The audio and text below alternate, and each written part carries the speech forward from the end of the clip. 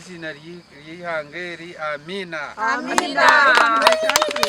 Okurugerera Commissioner wa Ministry of Energy and Minerals Abdon Natwine okwaka kw'amashanyarazi ga Buchuro Seed School kibateganise munonga bwa nyuma y'emyaka 3 enyuma kurugishomere ryigurwaho omwaka gw'2022 Ombwiro bwe 2022 twabahereza transformer MP w'omwanya area MP ya offeringa ngo agiteka motoka ye agireti tugishangaha tugitekemo transformer jo terashiraha no bwiro buteka shiraha so ishomero ryagaraka ryathandikira kandi sika twabasabira amashanyarazi hari wenshi transformer jo twagikuratira twahandika amabaruha negishaha twakagirebere ogwijana transformer hamwe n'abakugombya amashanyarazi kandi basiga amashanyarazi nagakahishomereri so tukasara mutwarete ndijo kugira ngo tushobohereza abo kuba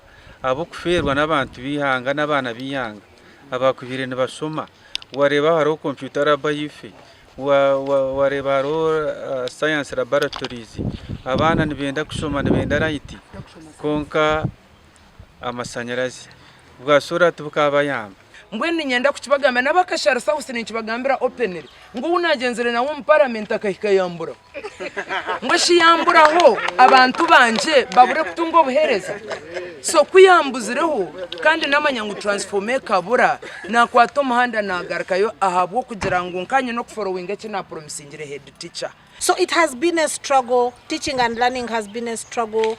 The darkness creating insecurity has been a struggle. Konkambwenu ni nsima ntine bugarikireri izoba Ministry of Energy, Government of Uganda kureba ngo tufollowingire issues za transformer Buchuro Seed School yargaho yatunga transformer. Abatura basima government ahabwo kubakunda ahabwo kuba tutunge bizubo byinji itwenkabeje no manya new curriculum haramba library research computer research hatumonite twesta kubasa kukoresa research ya computer ahabwo kuba twestine mashanyarazi nyenda